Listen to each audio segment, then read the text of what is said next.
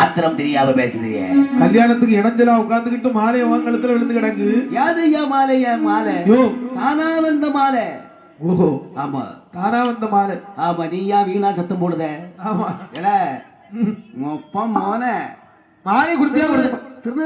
திருநர் எடுத்து போட்டுருவேன். ஆமா ஆமா ஆமா. மறுபடியும் 2 முறை மாலை வீசி எறிந்தார்கள். என்னாச்சு? மறுபடியும் பண்டாரம் கழுத்திலே விழுந்ததால் பரவருக்கும் பார்வதிக்கும் திருமணத்தை முடித்து வைத்து பண்டாரமே நீ கோட்டைக்கு வெளியே எங்கேயும் போக கூடாது. சரி மாமா சரி மாமா. இந்த கோட்டையிலே தான் உட்கார்ந்துருக்கணும். அப்படியே ஆகட்டும். தினசரி 3 வேளை ஊதி கொடுக்க வேண்டும். சாப்பாட்டுக்கு முன்னாடியா பின்னாடியா? சாப்பாட்டுக்கு முன்னால கொடுத்துடணும். அப்ப சரி நான் கொடுக்குறேன் ஐயா. சிலவன் நல்ல வயிறு முட்டை தின்னுட்டு தான் குளிக்கவே செய்வான். மாமனாரும் மருமகனுக்கு வேலை வாங்கி கொடுக்குறாரு.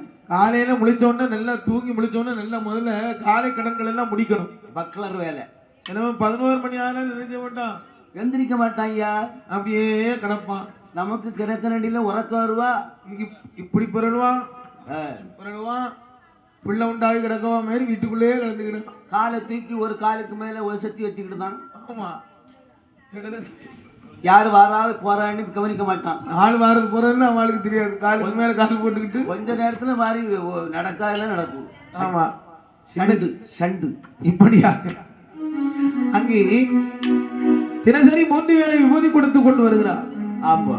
ஒரு நாள் சொல்லுகிறான், என்ன என்ன யோ பண்டாரமி, இன்னைக்கு நீ விபூதி எனக்கு கொண்டு வரக்கூடாது. ஏன் மாமா? இன்னைக்கு தானே நல்ல சனிக்கிழமை நல்ல வேலை. ராஜசபை கூடுகிற வேலை நீ மாமான்னு சொல்ல அங்க இருக்கவன் என்ன பார்த்து ஏமான்னு கண்டுருவான். ஆமா நான் நீ வந்துடாதப்பா, உங்களுக்கு அவமானம் ஆயிரும். பகவான் மாட்டார், இன்னைக்கு நாம பார்வதி அழைத்துக் கொண்டு செல்வதற்கு சரியான தருணம். ஆமா என்று மாமா ஏம்மா பண்டாரம் விபூதி உன்னை யாருடா அங்க விட்டது?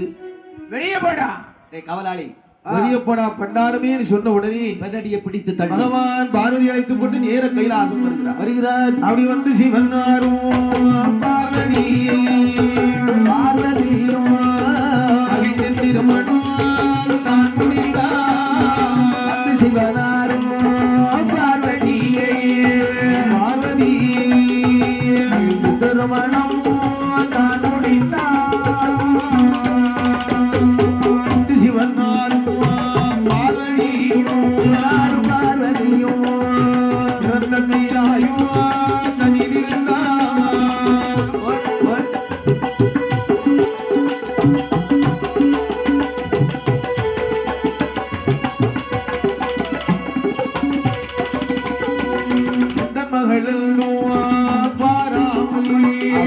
பாராமல் பரவ நாட்டி கொடு போனா